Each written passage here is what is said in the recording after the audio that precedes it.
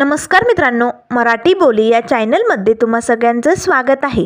तर आज आपण बाई तुझा आशीर्वाद या मालिकेचा आजचा 25 जुलैचा भाग खूपच धमाकेदार इंटरेस्टिंग झालेला बघणार आहोत. कारण अवनीला भेटलेल्या रूमचा घरमालक कसा आहे या सगळ्या सत्याचा उलगडा राजासमोर होताच राजा आता अवनीला या मोठ्या संकटातनं कसं बाहेर काढणार हे सगळं आपण बघणार आहोत. त्यासाठी व्हिडिओ नक्कीच शेवटपर्यंत बघा. तर मित्रांनो, आजच्या भागामध्ये सुरुवातीलाच अवनीने आता यशादाला आणि राजाला सांगितलेलं असतं की मला रूम भेटली आणि मी लवकरच तिकडे शिफ्ट होणार आहे. आता हे ऐकताच राजाला तर धक्का बसलेला असतो. तेव्हा यशादा म्हणू लागतो, काय रूम भेटली? अहो पण तुम्ही आम्हाला काही न सांगता रूम बघून पण आलात का? अहो जागा कशी, एरिया कसला, आपण समजे गेलो असतो की बघायला. नाही म्हणजे त्यावर लगेच अवनी म्हणू लागते, यशादा टेन्शन घेऊ नका, अहो मी बघून आले आणि ॲडव्हान्स भाडं पण दिलं आहे. रूम अगदी चांगली आहे, कॉलनीतच आहे आणि एक काका काकू राहतात, त्यांच्याच घरात रूम भेटली मला. अगदी छान आहे रूम, त्यामुळे मी ॲडव्हान्स भाडंही देऊन टाकलं आहे आणि त्यांनी सांगितलं आहे लवकरात लवकर शिफ्ट झाल्या तरी चालेल. मग मी उद्याच शिफ्ट व्हायचं ठरवलं आहे, चालेल ना? आता यशादा राजाकडे बघतो. तेव्हा राजा म्हणू लागतो, मॅडम अहो पण काय गरज होती या सगळ्याची? तुम्हाला इथे राहायला आवडत नव्हतं का? त्यावर अवनी म्हणू लागते, राजा राहायला आवडत नाही असं काहीच प्रॉब्लेम नव्हता रे, पण किती दिवस मी असं इथे राहणार आहे? आपलं शेवटी खोटंच लग्न झालं आहे ना, हो की नाही यशदा? मग किती दिवस मी तुमच्या घरात राहणार? त्यामुळे मी निर्णय घेतला आहे, मी उद्याच तिकडे शिफ्ट होणार आहे. त्यावर राजा म्हणू लागतो, मॅडम पण कुठे भेटली तुम्हाला रूम? तेव्हा लगेच अवनीच्या हातात जो कागद असतो तो आत्ता लगेच ती राजाच्या हातात देते.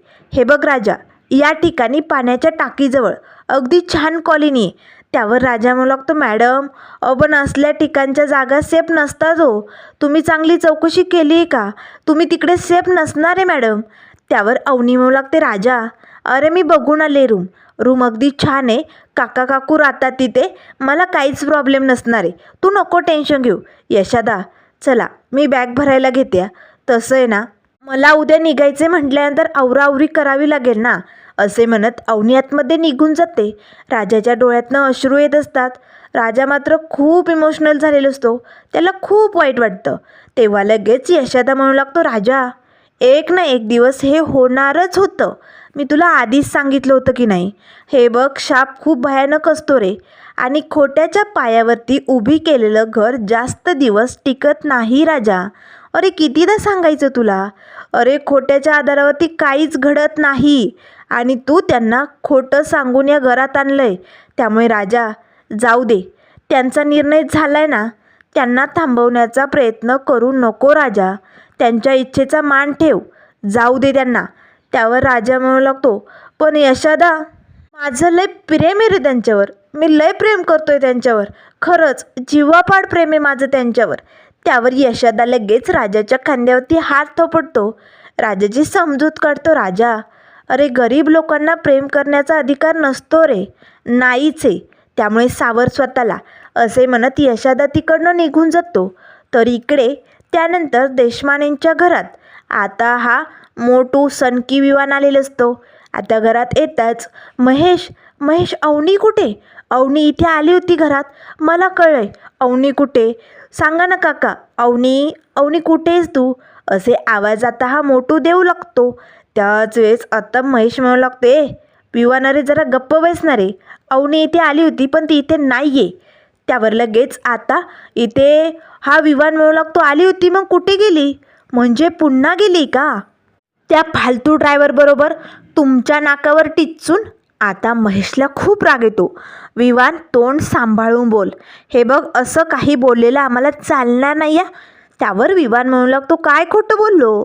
चंद्रकांत देशमाने अगदी पॉवरफुल माणूस, पण त्यांच्या मुलीने काय केलं? त्यांच्याच नाकावर टिच्चून एका फालतू ड्रायव्हरबरोबर त्यांच्याच डोळ्यासमोर लग्न केलं. आणि एवढंच नाही तर त्यांच्या घरात येऊन त्यांना पुन्हा त्या ड्रायव्हरचा हात पकडला. काय तर म्हणे पॉवरफुल देशमाने असे असतात का? त्यावर महेश म्हणू लागतो, बास विवान आता हद्दपार करू नको. हे बघ, बाबांनी अवनीचे सर्टिफिकेट स्वाहा करून टाकले, तरीही ती या घरातनं निघून गेली, एवढं लक्षात ठेव. त्यावर लगेच विवान म्हणू लागतो, काय भेटलं हे सगळं करून? काय भेटलं सांगा ना. अहो जर अवनी या घरात येणार असती तर केव्हाच आली असती, पण तुमच्याच्यानी काही जमणार आहे? हे असले असतात का पॉवरफुल देशमाने? त्यावर महेश म्हणू लागतो, बास विवान आता लय बोलला, आता मी ऐकून घेणार नाही. त्यावर विमान म्हणू लागतो, अंकल अंकल मी काय चुकीचं बोलतोय? त्या ड्रायव्हरने जे करून दाखवलंय ना ते करण्याची आपल्यात धमक नाही आहे. खरं तर एवढ्या दिवसात आपण अवनीला परत आणायला हवं होतं, पण आपल्याच्याने ते जमतंय का? सांगा बरं अंकल. अवनी जर या घरात आली होती आणि तो ड्रायव्हर इथे येऊन दार तोडतो काय? तिला इकडनं तुमच्या नाकावर टिचून घेऊन जातो काय? हे सगळं घडत असताना तुम्ही हातावरती हात देऊन बघत बसला. तुम्ही जर मला बोलावलं असतं ना तेव्हाच, तर मी अवनीशी 4 शब्द बोललो असतो. तिला मी समजावलं असतं. या विवानने त्याचं करिअर सगळं काही अवनीसाठी पणाला लावलंय. मी माझा कॅनडामधला जॉब अवनीसाठी सोडलाय, कारण माझं तिच्यावरती जीवापाड प्रेम आहे. अवनी माझं सर्वस्व आहे आणि तिच्यासाठी मी काहीही करायला तयार आहे. अवनीने राजाबरोबर लग्न केलंय. त्या फालतू ड्रायव्हरचा हात धरून ती त्यांच्या घरी गेली, पण हे सगळं विसरून मी पुन्हा अवनीला एक्सेप्ट करायला तयार आहे. हे सगळं मी तिला सांगितलं असतं, ती नक्कीच थांबली असती. पण तुम्ही हे सगळं मला का नाही सांगितलं? असं आता याची काही बडबड चालू असते, तर मित्रांनो इकडे आता अवनीने बॅग भरायला घेतलेली असते. कपाटातनं आता सगळे काही जे ड्रेसेस असतात ते अवनी आता बॅगमध्ये भरण्याचं तिचं काम चालू असतं. तेवढ्यात राजा येतो आणि दरवाजा टकटक वाजू लागतो. तेव्हा अवनी म्हणू लागते, राजा अरे नॉक करून यायची काय गरज आहे तुला? तुझंच घर आहे, तू येऊ शकतो. आणि तसंही उद्यापासनं तुला नॉक करायची गरजच नाही, कारण उद्या मी इथे नसणार आहे ना. तेव्हा राजाच्या डोळ्यातनं आता अश्रू येत असतात. मॅडमशी कसं बोलावं, काय म्हणावं त्याला काही सुचत नाही. तेव्हा लगेच आता राजा म्हणू लागतो, तुसी मत जाओ. असं कोणी तुम्हाला बोललं तर तुम्ही थांबाल का? त्यावर अवनी म्हणू लागते, मला मला असं कोण बोलणार आहे?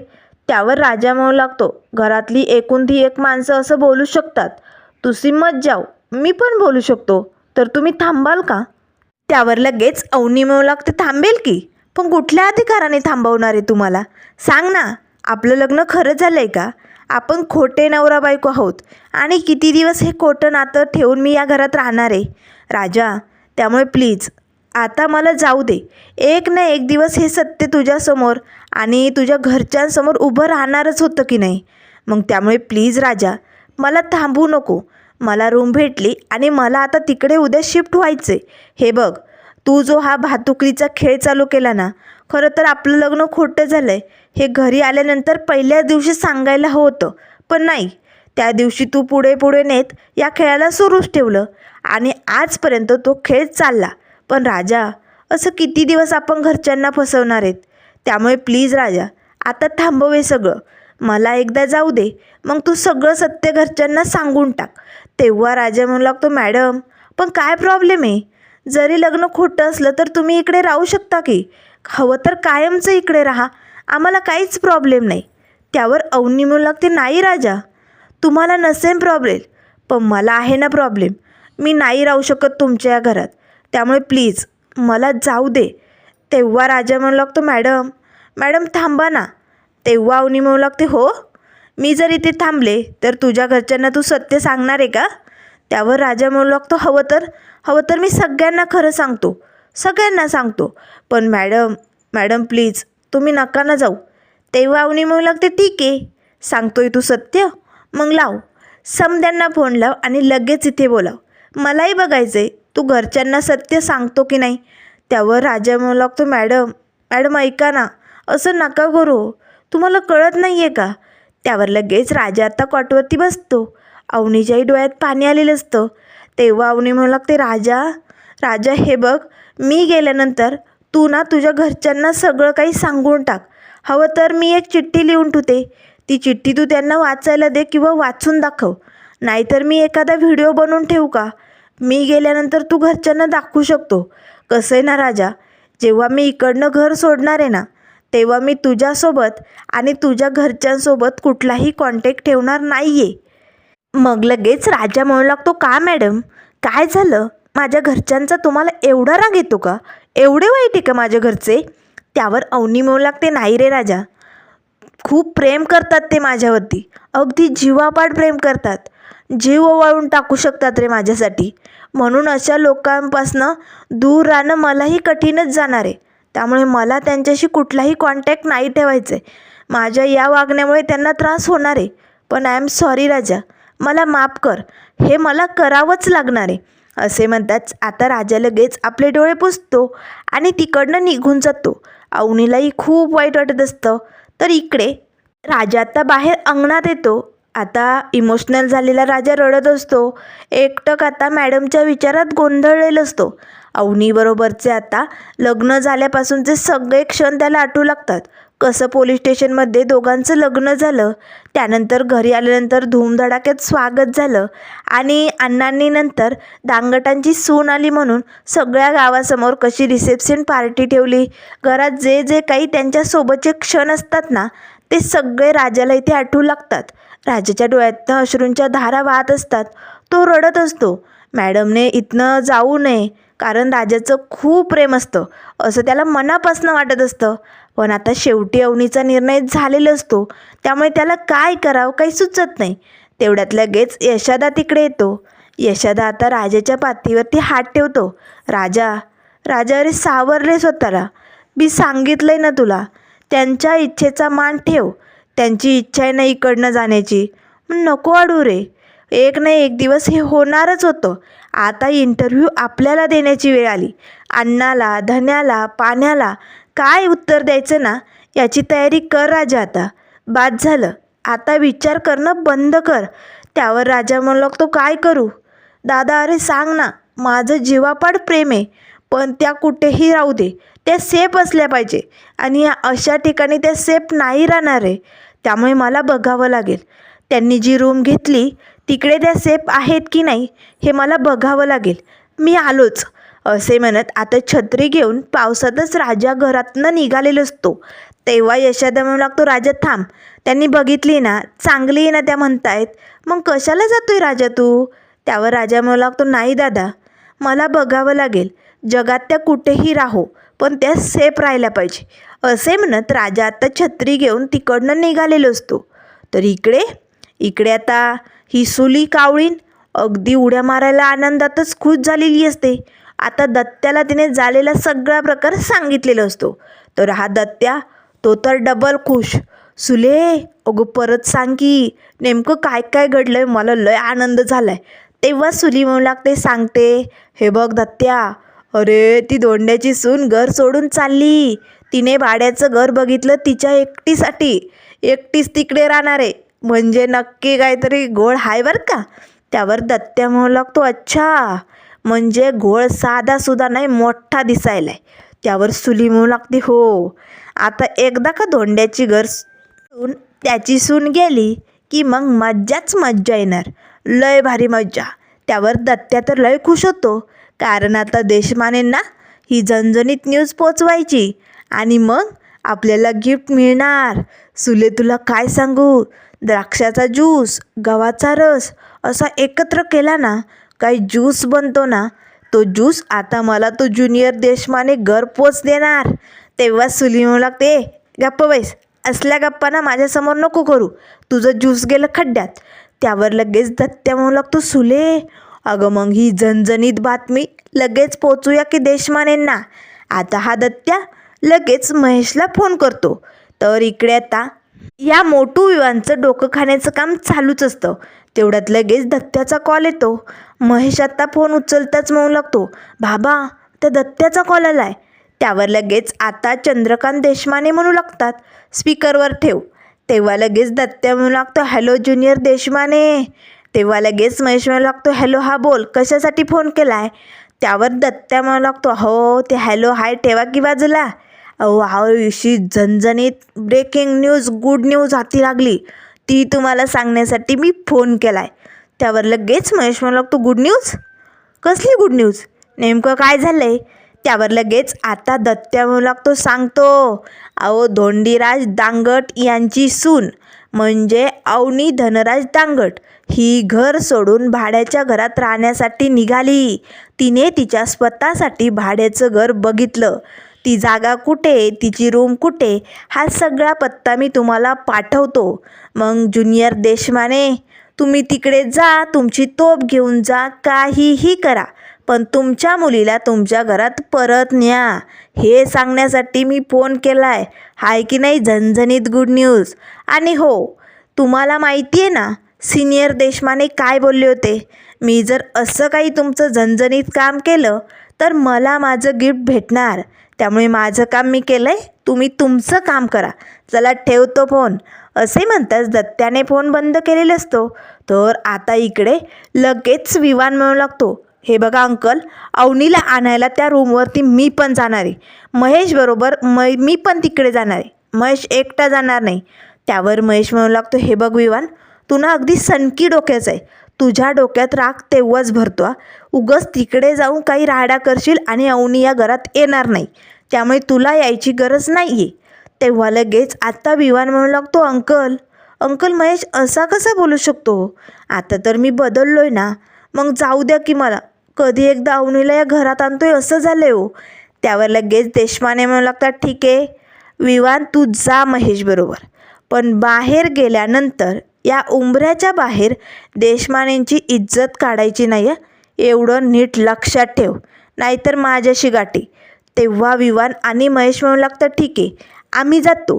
तर त्यानंतर इकडे आता राजा बरोबर त्या ठिकाणी पोचलेला असतो ज्या ठिकाणी अवनीला रूम भेटलेली असते. तिकडे मात्र आता गेटला कुलूप लावलेलं असतं. राजा आता छत्री घेऊन आलेला असतो. तो आजूबाजूला इकडे तिकडे बघू लागतो. घरमालक घरी दिसत नाही. घराला कुलूप लागलेलं आहे. मॅडमला इथेच रूम भेटली.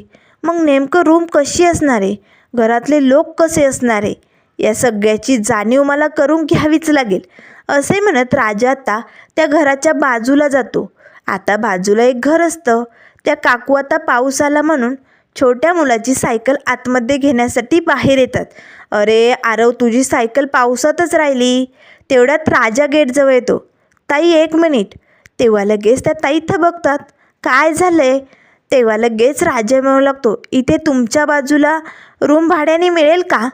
त्यावर त्या ताई म्हणू लागतात, हो हो तिकडे भेटते की रूम भाड्याने, पण बाप्याला नाही देत तो माणूस.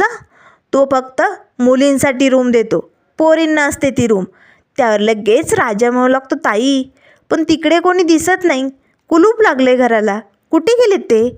त्यावर त्या ताई म्हणू लागतात, गेला असेल कुठेतरी, त्याचं काही खरं नाही आहे हो. आत्ता असतो काय नसतो काय असंच असतंय त्याचं. तेव्हा लगेच राजा म्हणू लागतो, म्हणजे काय म्हणायचं आहे? त्यावर त्या ताई म्हणू लागतात, अरे पण तुला कशाला हवी रूम? त्यावर राजा म्हणू लागतो, ताई माझ्या मिसेससाठी हवी. थोडे दिवस मला बाहेर जायचं आहे ना, म्हणून इथे ठेवायचं आहे. कॉलनी चांगली दिसते ना, रूम भेटली तर बरं होईल. त्यावर लगेच त्या ताई म्हणू लागतात, इथे नको रे बाबा, इथे नको ठेव रे तिला, दुसरीकडे भेटेल तुला कुठेतरी रूम, तिकडे बघ हवं तर, इथे नको ठेवू तिला, सेफ नसणारे बरं का ती. राजाला धक्का बसतो. ताई असं का बोलतायत या, नेमकं भानगड काय आहे? त्यावर राजा आता खोदून खोदून विचारण्याचा प्रयत्न करतो. ताई नेमकं सविस्तर स्पष्टपणे सांगाल का, नेमकं प्रॉब्लेम काय आहे? त्यावर त्या ताई म्हणू लागतात, अरे एक बी बाई तिकडे टिकत नाही रे. जो कोणी रूम घ्यायला येतो ती पोरगी एका दिवसात रूम सोडून निघून जाते रे. त्यामुळे मी सांगते, तू समजून घे, जरा तरी समजून घे, तिकडे तुझ्या बायकोला ठेवू नको, सेफ नाही आहे ती तिकडे. आता लगेच त्या ताई आतमध्ये निघून जातात. राजाला मात्र टेन्शन येतं, या ताई असं का बोलल्यात? नेमकं काय फॉल्ट असेल? हा मालक चांगला नसेल का? याची नजर घाणेरडी असेल का? असे असंख्य प्रश्न आता राजाला पडलेले असतात. राजा आता लगेच त्या घराच्या आजूबाजूला अवतीभोवती फिरू लागतो. तर त्यानंतर मित्रांनो पुढील भागामध्ये आपल्याला बघायला मिळेल, इथे आता रात्रीची वेळ झालेली असते. अगदी 12 वाजत आलेले असतात. पण तरीही बाहेर अंगणात राजा विचार करत असतो, रडत असतो. यशोदा त्याची समजूत काढायला येतो. राजा राजा, अरे जे झालं ते तुला स्वीकारावं लागणार आहे. उद्या अवनी हे घर सोडून जाणार आहे. आज ना उद्या हे होणारच होतं राजा. त्यावर राजा म्हणू लागतो, पण आजच का, उद्या का नको? हे बघ यशोदा, माझं त्यांच्यावरती जीवापाड प्रेम आहे रे. मी माझ्या मनाला नाही समजू शकत. कसं सांगू, कसं रोखू मी त्यांना, मला काहीच कळत नाही आहे. तर आतमध्ये आता नमी, पाण्या आणि धन्या या तिघांनी मात्र आता सेलिब्रेशनची तयारी केलेली असते. कारण आता अवनी आणि राजाला लग्नाला 1 महिना कंप्लीट झालेला असतो. 1 महिन्याचं बड्डे सेलिब्रेशन त्यांना करायचं असतं. त्यामुळे आता नमीने फुगे फुगवायला घेतलेले असतात. धन्या, पाण्या सगळेजण जल्लोषात तयारी करू लागतात. पण आता डांगटांच्या घरात हे सेलिब्रेशन होताच. अवनी घर सोडणार का? पुढे देशमाने काय करणार? त्या घरमालकापासून राजा अवनीला कसं वाचवणार? काय काय ट्विस्ट येणार? हे सगळं मित्रांनो आपल्याला बघायला मिळेल. त्यामुळे अशाच मालिकेंच्या अपडेट पाहण्यासाठी चॅनलला लाईक करा, सबस्क्राईब करा. व्हिडिओ पाहिल्याबद्दल धन्यवाद.